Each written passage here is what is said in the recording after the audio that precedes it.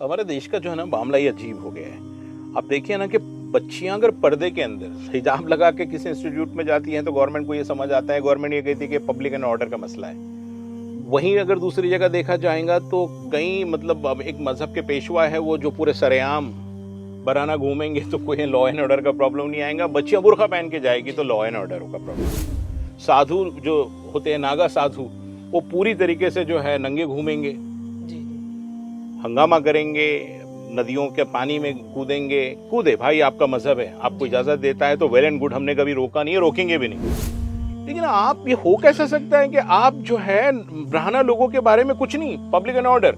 मुस्लिम बच्चे अगर स्कार्फ पहन दिए तो आपको लगता है पब्लिक ऑर्डर है। ये बहुत ज्यादा डिस्क्रिमिनेशन है, ये कहीं ना कहीं रुकना चाहिए और इसके अंदर होप्स हो कि कोर्ट इसका दखल जरूर लेगा इंशाल्लाह।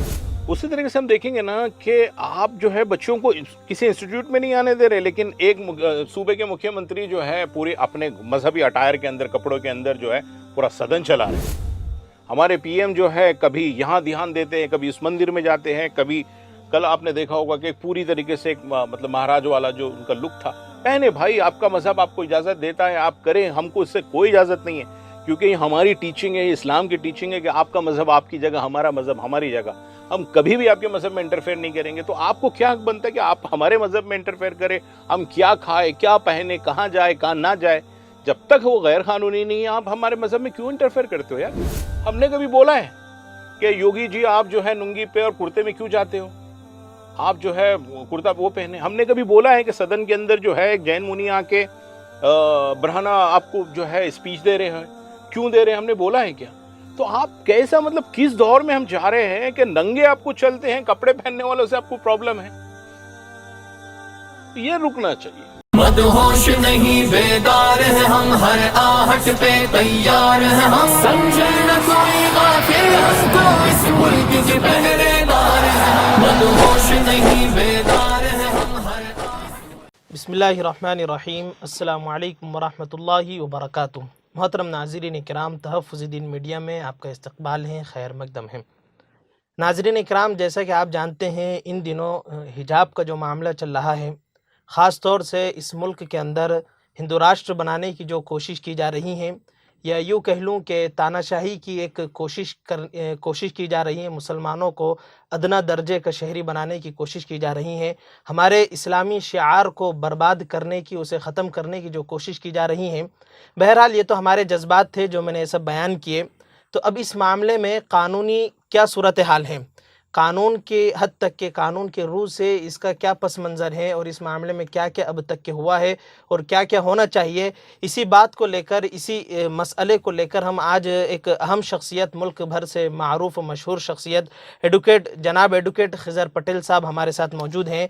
तो आइए नाजरीन, हम सबसे पहले तो जनाब एडवोकेट खिज़र पटेल साहब का इस्तकबाल करते हैं। खैर मकदम है कि आपने अपना कीमती वक्त निकाला और हमारे नाजरीन के लिए ऐसी बेशकीमती जो है तो आपने बातें पेश करने वाले हैं आप, इसलिए मैं आपका सबसे पहले खैर मकदम करता हूं, इस्तकबाल करता हूं। सबसे पहले आपसे मैं दरख्वास्त करता हूं कि आप मुख्तसर सा तारुफ एक दो जुमलों में नाज़रीन के लिए करा दें। उसके बाद मैं सबसे पहले तो ये सवाल करूंगा कि ये दरअसल हिजाब का मामला क्या है, इसका असल ये इशू क्या चीज़ है, क्या मसला है?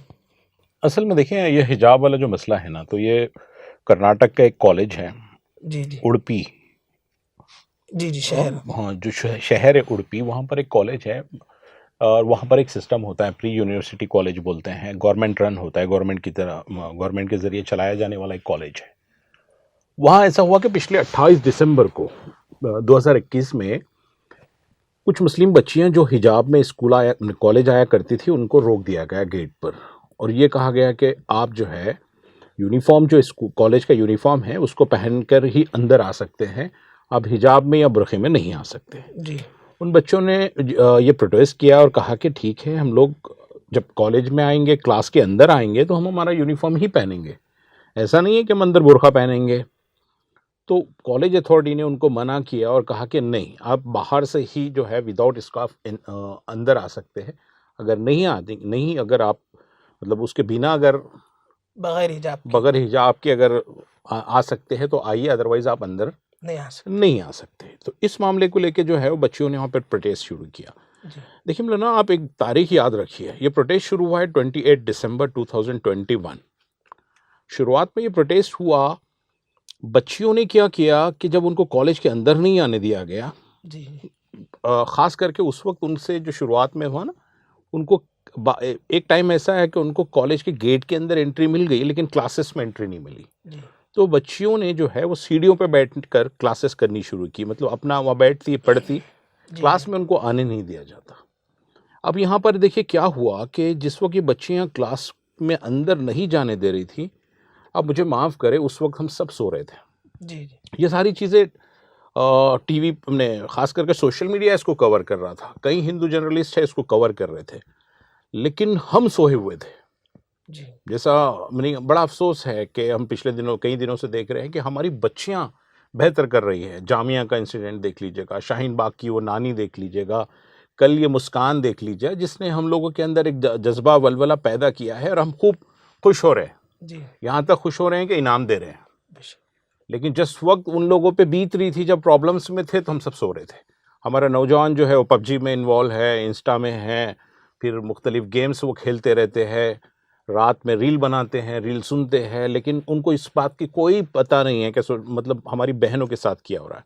हम जैसे लोग जो है, मैं अपने आप को भी उसमें खुशगवार मानता हूँ कि हम अपने कामों में बिजी है, बाकिया वक्त में हम समझते हैं कि सोशल मीडिया के मुजाहिद बन गए तो बड़ी बात है।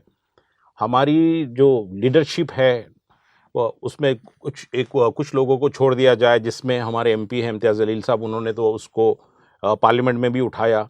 उसके अलावा अगर आप देखेंगे जो सो कॉल्ड सेकुलर पार्टीज़ में हमारी लीडरशिप है, उन लोगों ने कहीं इस पर बात नहीं की। उसी तरीके से हमारी जो मिली तंजीमें हैं, बड़ी बड़ी तंजीमें, अफसोस सिवाय एक दो लोगों के ट्वीट के, उन्होंने कुछ नहीं किया। जी उन्होंने कुछ नहीं किया। मतलब ये समझ के परे है कि इतने बड़े, मतलब पहले खाने पर आए हैं, फिर अब लिबास पर आ रहे हैं, आपकी आइडेंटिटी ख़त्म करने का मामला चल रहा है, लेकिन हम किस ख्वाब गफलत में सोए हुए हैं, तो ये इसका जवाब देना पड़ेगा।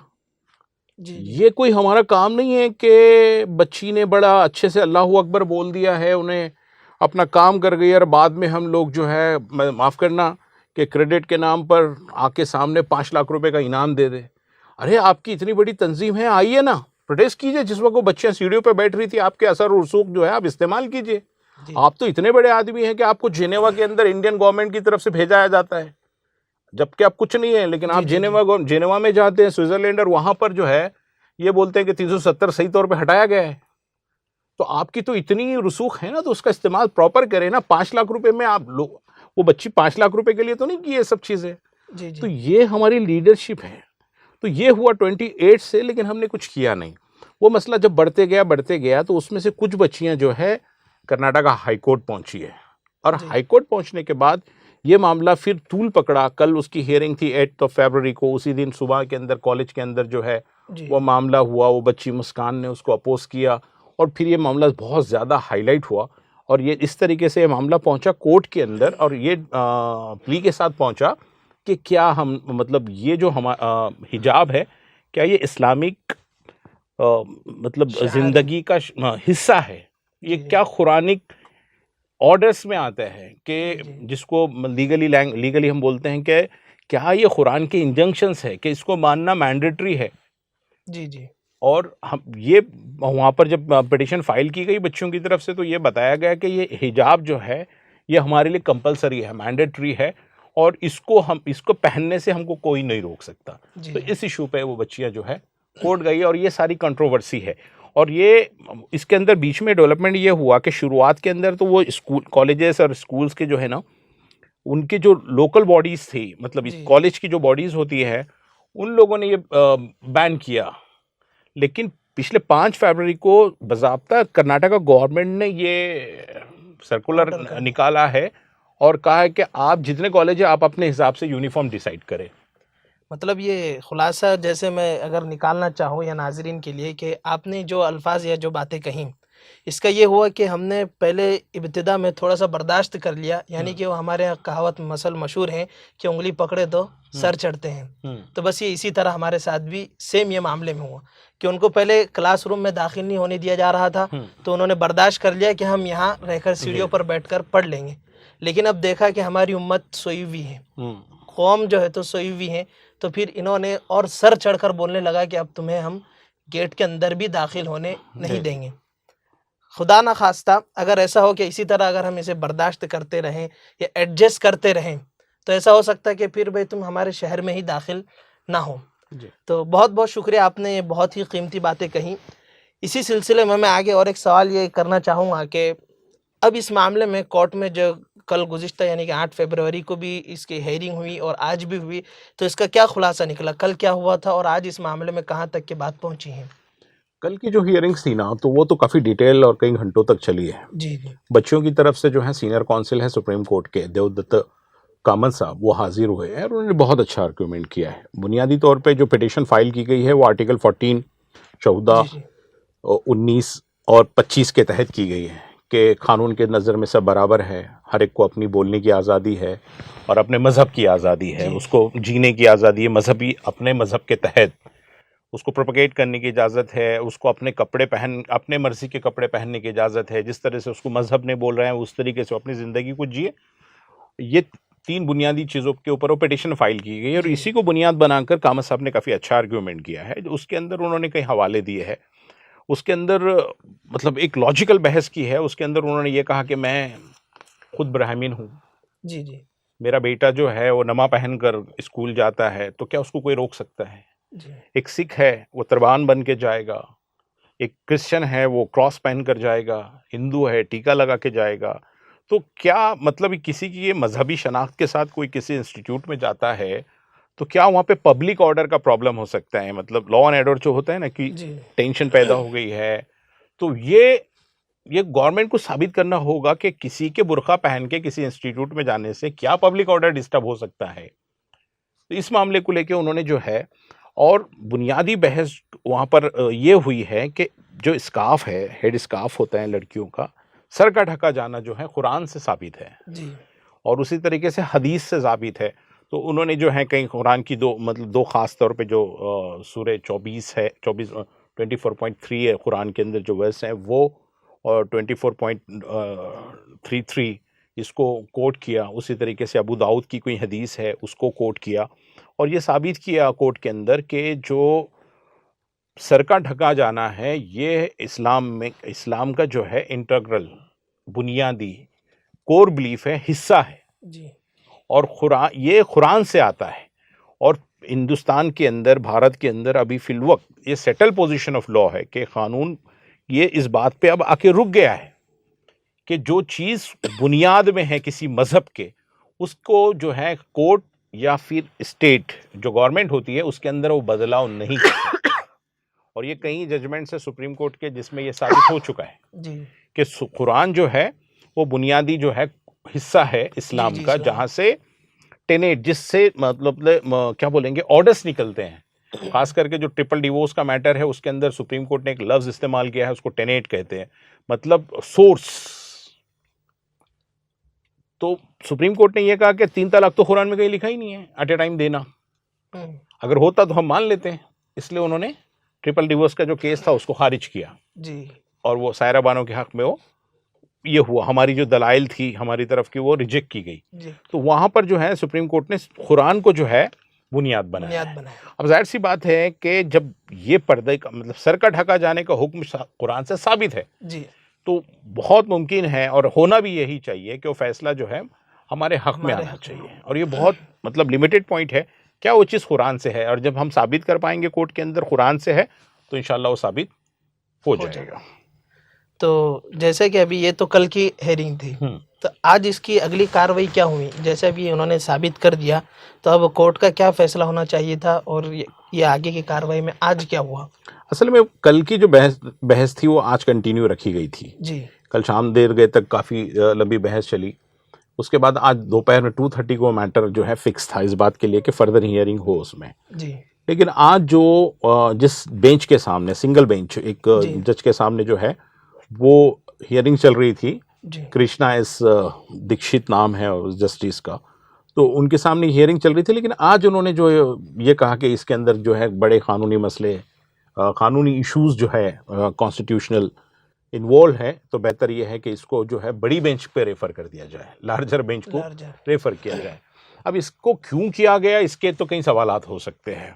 बुनियादी तौर पे कानूनी तौर पे तो मुझे लगता है कि ये ठीक है, कोर्ट अगर ये समझता है कि ये कॉन्स्टिट्यूशनल एक डिबेट है कि क्या ये कुरानी हिस्सा है या नहीं है, और अगर है तो फिर क्या करना चाहिए, नहीं है तो क्या करना चाहिए, किस आर्टिकल का वायलेशन हो रहा है, किस आर्टिकल को प्रोटेक्ट करना चाहिए, तो ये तो हो सकता है कि कोर्ट अपनी जगह ये बात तो सही है। लेकिन इसके साथ साथ मुझे अपनी तौर पे एक ऐसा लगता है ना कि कल की हियरिंग जब शुरू हुई थी तो कोर्ट काफ़ी जो है एक कोर्ट ने जो है कुछ चीज़ें जो है ना एक्सप्रेस की थी, जिसमें कोर्ट ने ये कहा था कि भाई कोर्ट के अंदर जब हियरिंग हो तो बाहर का माहौल शांत होना चाहिए, हंगामे नहीं होने चाहिए।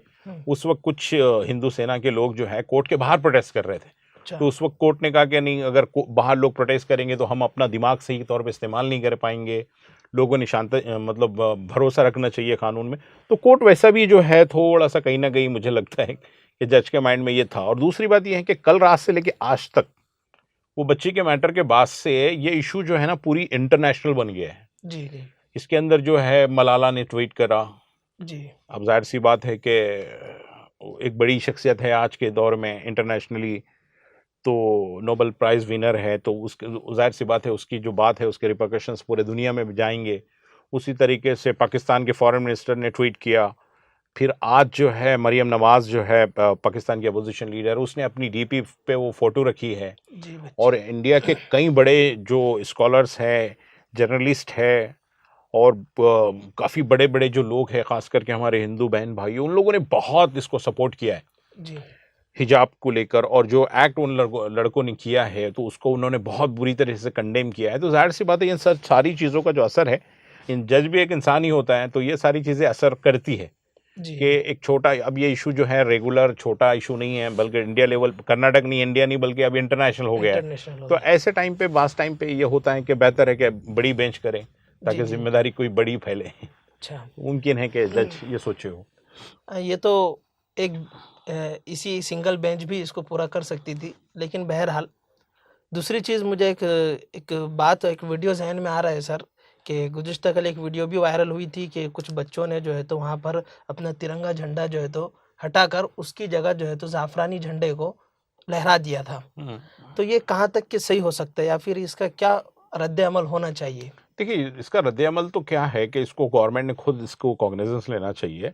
बल्कि आपने देखा है कि पिछले कई मरतबा पिछले कुछ दिनों में ऐसा हुआ है कि कोई टीम अगर जीतती है, दूसरे मुल्क की अगर टीम जीतती है और किसी ने उसको अपने व्हाट्सएप स्टेटस पे रखा है, तो उसमें देशद्रोह का मुकदमा दाखिल कर दिया गया है। तो जाहिर सी बात है कि हमारे कंट्री का फ्लैग है, अगर वो उसको हटाकर अगर कोई उसकी जगह अपना झंडा लगाता है तो देशद्रोह का मुकदमा दाखिल करना ही चाहिए गवर्नमेंट ने।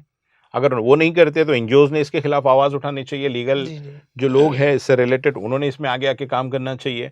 आपको याद होगा पिछले 26 जनवरी को लाल किले के ऊपर इसी तरीके से जो है झंडे की अदला बदली हुई थी, किसान आंदोलन, तो सारों पे यूएपीए लगा है, देशद्रोह के मुकदमे चले हैं, तो इन पे भी लगने चाहिए, बिल्कुल लगने चाहिए। हाँ, और गवर्नमेंट ने करना चाहिए, ये जिम्मेदारी है कर्नाटक तो आपको क्या लगता है कि उन पर ये मुकदमे दायर किए गए हों या नहीं? अभी तक तो हम लोगों ने कहीं सुना नहीं, देखा नहीं है। अच्छा, वो कौन बच्चे थे उसके बारे में भी अभी तक ये चीज़ें कंफर्म नहीं है। मोस्टली वो कैंपस के ही थे, कुछ बाहर के भी थे ऐसा। मतलब वो बच्ची के इंटरव्यू में मुस्कान के हम लोगों ने सुना है कि कैंपस के भी थे और बाहर के भी थे। बहरहाल वो तो झंडा, वो परचम जो है तो वो चेंज कर दिया गया, लेकिन वाक़तन ये बहुत ही मनफी एक अमल था, या ये कि एक इशारा था, बहुत ही गलत इशारा था। बहरहाल इस मामले में तो बहुत सारी बातें यकीनन खुलकर आई हूँ नाज़रीन के भी। तो सर मैं एक सवाल और ये करना चाहूँगा कि इस मामले में हमारे कौम का क्या रद्द अमल होना चाहिए, या हम लोग जो है तो बहरहाल वो कर्नाटक में हैं, हम यहाँ दूर बैठे हैं, तो इस मामले में हम उन्हें किस तरह सपोर्ट कर सकते हैं, या किस तरह जो है तो हम उनको मजबूत उनका जो है तो साथ बन सकते हैं, रफ़ीक बन सकते हैं? इसमें देखिए ना क्या है कि प्रोटेस्ट करना हमारा कॉन्स्टिट्यूशनल राइट है कि किसी चीज़ को, गलत चीज़ है उसको आप प्रोटेस्ट करें, पीसफुल प्रोटेस्ट करें, है ना। अभी कोरोना का, कोविड का दौर, आज भी कई जगह रिस्ट्रिक्शंस है, तो पीसफुल प्रोटेस्ट करें। वो जो लोकल यूनिट्स वहाँ काम कर रही है, अगर हमारे रिसोर्सेस है तो हम उन तक पहुँचे। अभी कामा साहब अच्छे वकील हैं, वो काम कर रहे हैं। अब जाहिर सी बात है कि डिवीज़न बेंच पर ये मैटर जाएगा। कल मैंने देखा है कि उन्होंने कल जो है कामा साहब ने 2 जजमेंट कोट किए हैं, एक केरला हाई कोर्ट का और मद्रास हाई कोर्ट का। लेकिन मैं समझता हूँ कि कई ऐसे जजमेंट्स हैं जी जो हमारे केस को बहुत ज़्यादा मजबूत करते हैं जी कानूनी एतबार से। सुप्रीम कोर्ट के बड़े बड़े बेंच के, लार्जर बेंच के 1954 से लेके अब तक सायरा बानो तक के ऐसे कई जजमेंट्स हैं जो हम लोग बतलाएंगे और मैटर अपनी जेब में डाल के लाएंगे। अच्छा मतलब इतने श्योर मुझे लगता है कि वो चीज़ें हैं। मैं नहीं समझता हूँ कि कामा साहब उसको नहीं रेस करेंगे आगे चल के, क्योंकि अभी हियरिंग ऑन थी, हो सकता कि वो करते। अगर कुछ कर सकते हम तो हमारी जो बड़े हैं जो मुझे देख रहे हैं वो ये करे कि कितना बेहतर से बेहतर, और कामा साहब के साथ हम और वकीलों की टीम, क्योंकि अलग अलग बच्चियां हैं, जी अलग अलग उसके अंदर पिटिशनर्स है, 4 है, तो जाहिर सी बात है कामा साहब अगर एक की तरफ से हाजिर हो रहे हैं तो दूसरे की तरफ से कोई और हो सकता है। मुझे अपने तौर पे मौका मिलेगा तो हम ज़रूर जाएंगे, जी क्योंकि कई ऐसे जजमेंट्स हैं जो हम लोग बतला सकते हैं। आपको याद होगा वसीम रिजवी के टाइम पर भी एक डिटेल आर्ग्यूमेंट, डिटेल मतलब एक इंटरव्यू हुआ था।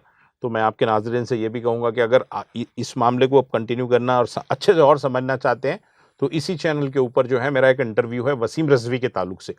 उसके अंदर बहुत डिटेल मैंने चीज़ें बतलाई हुई है कि क्यों मतलब कुरान को जो है सुप्रीम कोर्ट ने किन किन जजमेंट्स के अंदर जो है इंटरग्रल पार्ट, उसका बुनियादी हिस्सा, कोर बिलीफ माना है। और उस अगर आप वो वीडियो देखेंगे, वो इस इंटरव्यू को देखेंगे तो आप यकीन जाने कि आपको लगेगा ये भी मैटर इंशाल्लाह हम लोग अच्छे से निकाल पाएंगे और जीत पाएंगे। तो इसमें इस इंटरव्यू में डिटेल नहीं देते हुए उसको भी अगर आप देखते हैं फिर से तो इंशाल्लाह काफ़ी उसका फ़ायदा होगा। ज़रूर ज़रूर। तो सर इस सिलसिले में मैं थोड़ा मौजू से हटकर एक सवाल ये करना चाहूँगा कि ख़ास तौर से ये बार बार इस तरह धीरे धीरे इस्लामी शाइर को बर्बाद करने की या ख़त्म करने की कोशिशें की जा रही हैं। पहले एनआरसी है, फिर कुरान करीम का मामला हुआ, फिर इसी तरह दीगर बहुत सारे मामलात हैं जो 2-3 सालों में हमने देखे हैं और आगे भी अल्लाह न करे कौन कौन से ऐसे मामलात होंगे। तो हमको किस तरह इस मामले में हसास रहने की ज़रूरत है और कहाँ तक कि हमें होश पकड़ने की ज़रूरत है, ये भी नाज़रीन से आप कह दें। और उलमा इकराम को और दीगर नौजवानान इस्लाम को इसमें कितना एक्टिव होने की ज़रूरत है। देखिए ये तो अब क्या है, ये तो ज़िंदगी और मौत का मतलब जीने और मरने का सवाल है। जी और जी लेंगे, जीना भी कोई बहुत बड़ी बात नहीं है। अगर हम चीज़ों को कॉम्प्रोमाइज़ करेंगे तो जी लेंगे। हमारी दुनिया से दुश्मनी क्या है? पूरे दुनिया के अंदर अगर हक और बातिल की लड़ाई चल रही है या दो लोगों में झगड़ा चल रहे हैं पूरे दुनिया में, जी तो एक पार्टी हम है, जी है ना? जिस तरीके से भी, जिस अंदाज से भी हम लड़ रहे हैं। अगर थोड़े से फ़िलिस्तीनी इस बात पे आमादा हो जाए कि इजराइल की शर्तें हम मान ले, जी उन्हें जो कहता है वो कर ले, इजराइल से झगड़ा क्या है? जी जी है ना? कोई बड़ा तो झगड़ा नहीं है। लेकिन जहाँ पे बुनियादी तौर पे, और वो क्यों, मतलब ज़मीन का नहीं, वो तो अपनी शनाख्त का, अपने मज़हब का, अपनी दीन का वो लड़ाई लड़ रहे हैं ना। जी जी उसी तरीके से अगर यहाँ की जो तंजीमें हैं, ख़ास करके जो हम बार बार मतलब बड़ा करते हैं, नाम लेते हैं, मैं नाम भी नहीं लेना चाहता हूँ, वो समझते हैं कि ये भी हमारी तरह से होना शुरू हो जाए। जिस तरह से अदर कम्युनिटीज़ जो है वो सारी फेस्टिवल्स मनाते हैं। क्रिश्चियन है, आप देखिएगा, उसमें बॉम्बे जाएगा तो सारी फेस्टिवल मनाएगा, साउथ वाला आएगा तो नॉर्थ के फेस्टिवल करेगा, नॉर्थ वाला जाएगा साउथ के फेस्टिवल करेगा। लेकिन हम एक ऐसी लोग हैं ना जो बोलते हैं नहीं साहब रमज़ान ईद करेंगे, भाई आपका फेस्टिवल है हम दूर से देखेंगे। जी टीका लगाने का तो बोलेंगे नहीं भाई नहीं चलता। लेकिन ये तो दुनिया ये चाहती है कि हम उनके रंग में रंग बस जाए, जी उनके रंग में रंग हमारा भी वैसी हम लोग हो जाए, और हम लोग होना नहीं चाहते। जी लेकिन आज की पोजीशन बहुत ख़राब हो गई है। अब लोग जो है ना, अब ये हाई टाइम है जहां हमको जागने की ज़रूरत है, ख़ास करके हमारे बड़ों को। जी मैं समझता हूँ यार बड़ों को अब बहुत बड़े हो गए हैं यार। मतलब इन लोगों ने आना चाहिए। एक नौजवान है, उसके सामने उसकी ज़िंदगी पड़ी है, फ्यूचर पड़ा है, वो उसका बेचारा अगर वो डरता है तो समझ आता है, अरे आप 70 साल के हो गए, 80 साल के हो गए, दुनिया जी लिए, दुनिया घूम लिए, दुनिया घूम फिर लिए हैं, उसके बाद डर किस बात का यार? जी कलीमुद्दीन सिद्दीकी साहब है ना, जेल में बैठे हैं बेचारे, अल्लाह उनके मतलब आसानियाँ पैदा करे उनके छूटने के। अगर किसी को अंदर जाना है तो फिर ज़रूरी नहीं है कुछ करना। वो ये समझता हूँ कि हम बोलेंगे तो फंसेंगे, बोलेंगे तो फंसेंगे, तो ज़रूरी नहीं है। अगर उनको डालना है, क्योंकि अल्लाह ताला ने अगर तय कर दिया है किसी को डालना है तो फिर कोई बचना थोड़ी है, डलना ही है उसमें। डल नहीं है। लेकिन नाजायज़ भी नहीं करे, जो सही है उसके लिए आवाज़ तो उठाए यार। जी कानून के हद में रहकर। कानून की हद में रह के बिल्कुल आवाज़ें उठानी चाहिए। नौजवानों को चाहिए कि अपना वक्त का थोड़ा हिस्सा इन कामों में लगाए। लोग जो मालदार है उन लोगों को, उनका भी काम है कि जो फलाही काम हो रहे हैं इस लाइन से जो लोग काम कर रहे हैं उनको सपोर्ट करें। नौजवान है, इंटेलेक्चुअल्स जो हैं, खास करके मेरे एडवोकेट दोस्तों को मैं गुजारिश करूंगा कि इस मामले में आगे आए, ज़्यादा से ज़्यादा ऐसे मामलों के अंदर खुद होके हम पहुँचे, वहाँ पर जाके हम जितना असिस्ट कर सकते हैं वहाँ करें। हम लोग कोशिश करेंगे कि हम लोग भी कर्नाटका जाएँ, बात करें, इसी तरीके से हमारे नौजवान करते रहें। कब तक हम मतलब ये हो कि हमारी जो लड़कियां हैं, बच्चियां हैं, वो हम लोगों को जो है जोश दिलाएंगे, हम लोग फिर काम करेंगे। मैंने जैसा कहा कि जामिया हो, शाहीन बाग हो या कल मुस्कान का मसला हो, मतलब बच्चियां काफ़ी आगे जा रही है, नौजवानों के लिए चैलेंज है। मैं नहीं समझता हूँ हमारी बच्चियां किसी से कम है, लेकिन नौजवानों को भी इसके अंदर थोड़ा आगे आना चाहिए और जो उनकी अदर एक्टिविटीज़ है उसको कम करना, मैं नहीं समझता हूँ आप छोड़ दें आप, लेकिन कुछ कम करें और इसके अंदर आए। बेशक बेशक। तो देखा नाजरीन, ये थे हमारे एडवोकेट खिज़र पटेल साहब, जो शहर औरंगाबाद नहीं बल्कि पूरे मुल्क के जाने माने वकील हैं। बहुत इन्होंने केसेस लड़े हैं और काफ़ी एक्सपीरियंस और तजर्बा रखते हैं। तो इसलिए हमने समझा कि इनको इस मामले में आपके रूबरू किया जाए कि ये क्या असल मामला है और इसकी कानूनी क्या सूरत हाल है।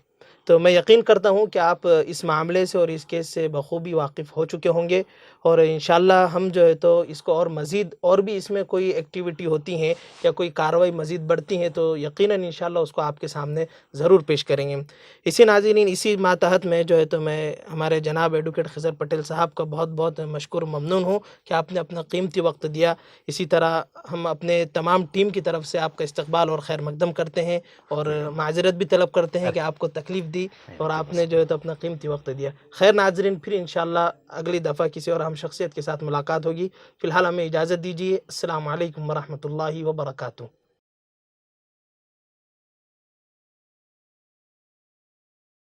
मुफ्ती अरबी एंड ड्रेस, इस्लामिक फ़ैशन, अरबी दिक़लात, मकतब के बच्चों के लिए एक नायाब तोहफ़ा। रमज़ान, ईद और दीगर तक़रीबात के लिए उम्दा क्वालिटी के दिलकश खूबसूरत अरबी ड्रेसेस इंडिया में कहीं भी हासिल करने के लिए अभी कॉल करें। मुफ्ती अरबी and dress, Ibrahimpura, Bhopal, India. Sunshine herbal मायूस शादीशुदा मर्दों के लिए जड़ी बूटियों से तैयार करदा असरदार दवा। इसके अलावा वज़न बढ़ाने और मोटापा कम करने के लिए लाजवाब दवाएं इंडिया में कहीं भी हासिल करने के लिए अभी कॉल करें। अलखदम टूर्स एंड ट्रैवल्स इंडिया। तकमीली तलबीना, ताकत, सेहत और शिफा के लिए एक बेहतरीन नुस्खा। अभी ऑर्डर करें। Takmeeli herbal health care, Malegaon, India. GS herbal wholesale Ayurvedic व यूनानी अद्वियात का काबिल एतमाद मरकज। अभी कॉल करें और एक मर्तबा जरूर आजमाएं। GS हर्बल आपको रखे सेहतमंद। चूको स्टार आला क्वालिटी के उम्दा लजीज चॉकलेट्स, उलमा हुफाज और तिजारत करने वालों के लिए बेहतरीन मौका। चूको स्टार औरंगाबाद। मजीद तफसीलात के लिए अभी कॉल करें।